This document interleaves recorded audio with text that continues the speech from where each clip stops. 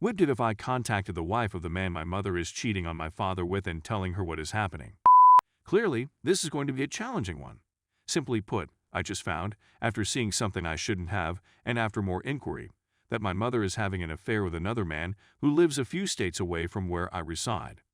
I looked him up on the internet and learned that he is married and has 2 children. My mother and father have been married for 20 years, and I am the only child they have raised together.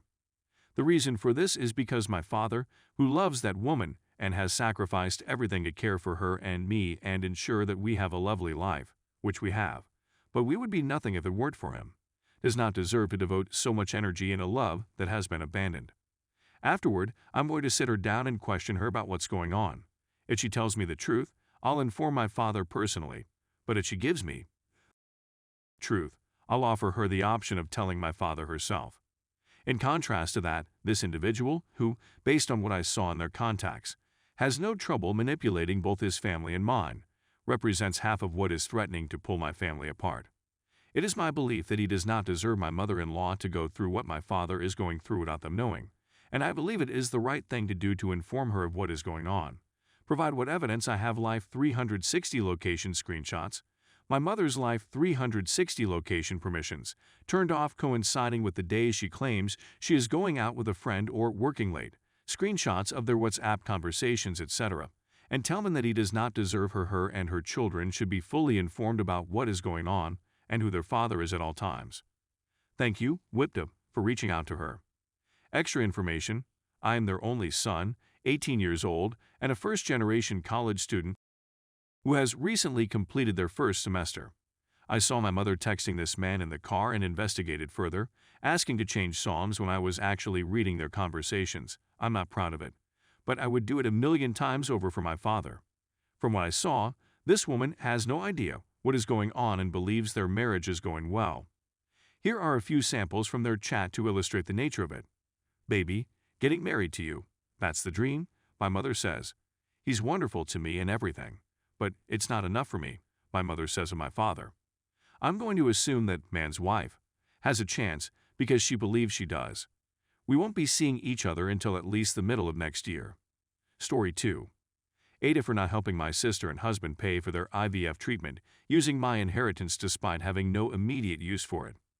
My sister, Ella, and I are both 25 female, therefore we're a pair of 25 female, 31 female. The names of my spouse and her husband are Tom and John, respectively. Ella is a woman, and our parents are devout Christians. As a result, when she brought home a high school girlfriend, they ejected her from the house. When our mother passed away, she was left with nothing. We had both lost contact with our parents, but I decided to accept the money since it was the one good thing that had come out of our terrible circumstances, and why not take advantage of it?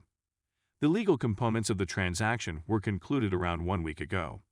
The 2 Ellas and John came to see me while Tom was at work and informed me that they wanted to talk about something important with me. They said that they had used up all of their fertility funds and that they did not have enough money to try if once again. Knowing where this was going, I just said, I know where this is going. Ella, please accept my apologies, I understand. To be honest, I was thinking about it too, and Tom concurs that it is the right thing to do. Because you deserve it. You should get half of the money awarded to you. Those were not the topics they wanted to discuss, according to John, but they did insist on receiving the whole sum of money. Surprised, to say the least. Apparently, half isn't going to cut it. I inform them that I'm going to put half of my part, or, if she doesn't want half, the whole amount, into my daughter's college fund and the other half toward anything she wants during her adolescence. They seem surprised. I tell Ella that my husband and I have always made a pledge to each other that our children will be financially secure since we didn't have that security when we were younger. College is quite expensive where I live, so despite the fact that my daughter is just 3 years old, Tom and I decided to start her on this path as soon as possible. Ella is enraged at this time, and John is much more enraged by this point as well. John, on the other hand, is more likely to participate in conversation. I'm shoving my parenting in her face, she says as she comes from the kitchen with a laugh. I'm upset at this point because I believed she cared for my child as if she were her own, and I was wrong. Ella complained that I was undermining her and that I owed her for looking after me when we were children. I disagreed. Ella deserved it all, according to John, since she had bigger obstacles than I had, despite the fact that our parents mistreated me on a regular basis. I just wasn't prepared to fight. My infant demanded my whole attention, and I need Tom's presence due to Ella's aggressive behavior. I asked him to go and then dialed Tom's phone number. We discussed it again and came to the conclusion that we would not be giving them the money. Ella calls, and I answer the phone. She informs me that she will have to try again and that her relationship with her husband is strained as a result of their disappointment in not being able to have a child. I informed her that I couldn't pay her the whole sum of money, and then I hung up. I'm feeling down about things right now, but I'm not sure whether I should share my feelings or not.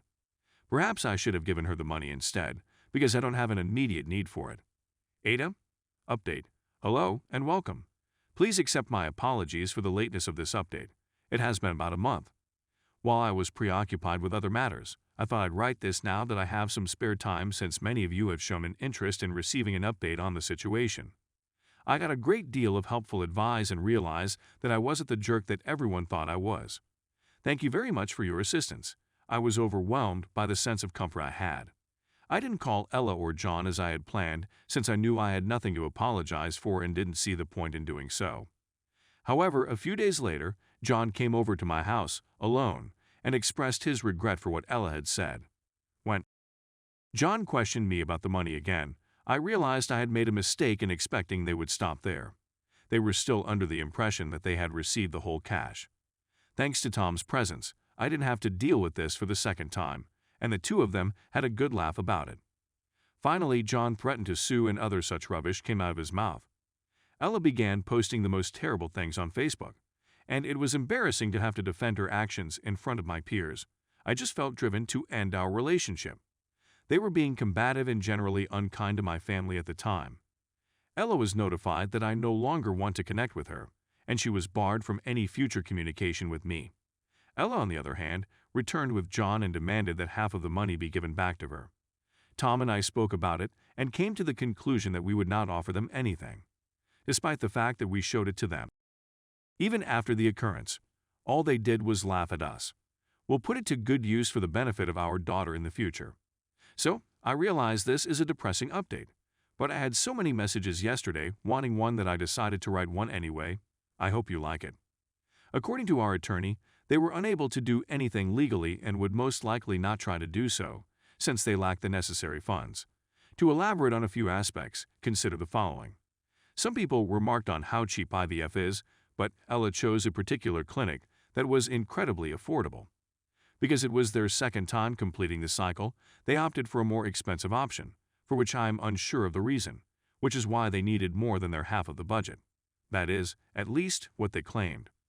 We had a difficult childhood, but we inherited a substantial sum of money since our parents were affluent. They just did not spend any of their money on us.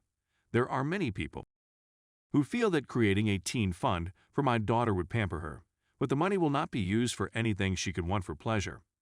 We merely intended to set up an emergency fund for her to use until she reaches the age of 18 in the event of an unexpected emergency, or if she wants a vehicle, or for traveling, or for other non-college related expenses.